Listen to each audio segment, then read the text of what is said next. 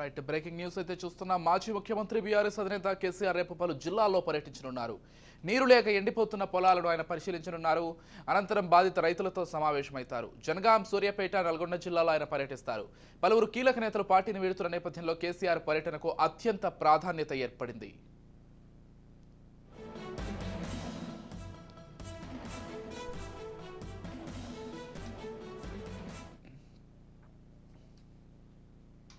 Right, మొత్తంగా రేపు 3 జిల్లాల్లో కేసీఆర్ రైతులతో సమావేశం అవుతున్నట్లుగా తెలుస్తోంది. 3 జిల్లాల పర్యటనకు సంబంధించి మరింత సమాచారం అందించడానికి మా ప్రతినిధి మహేందర్ ఫోన్ ద్వారా సిద్ధంగా ఉన్నారు.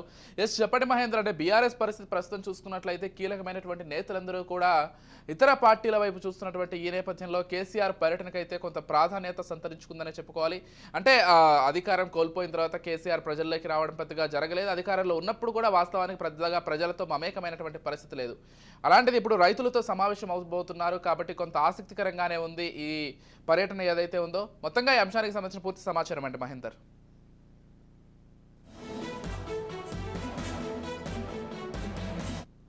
చాలా జిల్లాల్లో ఇదే పరిస్థితులు ఉన్నాయి.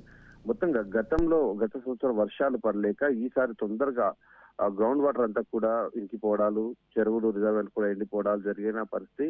సో పంటలను కాపాడుకునేందుకు అన్నదాతలకు తీవ్రంగా శ్రమిస్తున్నారు. నీళ్ల ట్యాంకర్తో పంటలను కాపాడుకునేందుకు ప్రయత్నాలు చేస్తున్నారు. ఈ నేపథ్యంలో బీఆర్ఎస్ పార్టీ అధినేత ముఖ్యమంత్రిగా ఉన్న గతంలో కూడా ఇలాంటి పరిస్థితి సంభవించింది.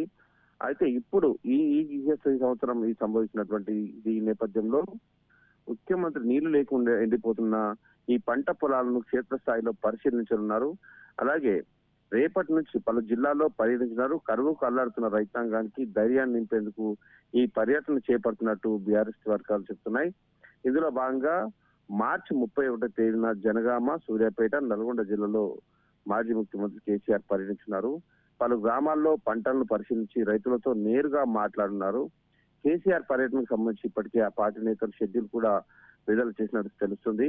ఇక పార్లమెంట్ ఎన్నికలు సమీపిస్తున్న వేళ ఇప్పటి వరకు 1-2 సార్లు పార్టీ ఆఫీస్కి రావడం జరిగింది. అలాగే కొన్ని చోట్ల ఆయన బహిరంగ సభలు నిర్వహించడం జరిగింది. కవిత అరెస్టు తర్వాత ఆయన మొత్తం ఫామ్ హౌస్ కు ఇంటికే పరిమితమయ్యారు. ఒక్క విషయంలో కూడా ఆయన స్పందించలేదు. అరవింద్ కేజ్రీవాల్ అరెస్ట్ అయిన నేపథ్యంలో మాత్రం ఒక ట్వీట్ ద్వారా ఆయన ఖండించిన పరిస్థితి. అయితే ఇప్పుడు పార్లమెంట్ ఎన్నికల తర్వాత కేసీఆర్ రావడం అనేది ఒక విశేషంగా పరిగణిస్తున్నారు. అలాగే గడిచిన 10 ఏళ్లుగా ఎక్కడ కూడా పర్యటించని, కనీసం సెక్రటేరియట్ రాలేని ముఖ్యమంత్రిగా ఆయనపై ఒక బురద అంటిన పరిస్థితి. సో ఇప్పుడు అది కడిగేసుకోవాలి. ఖచ్చితంగా ఇప్పుడు ప్రజల్లోకి వెళ్ళాలి.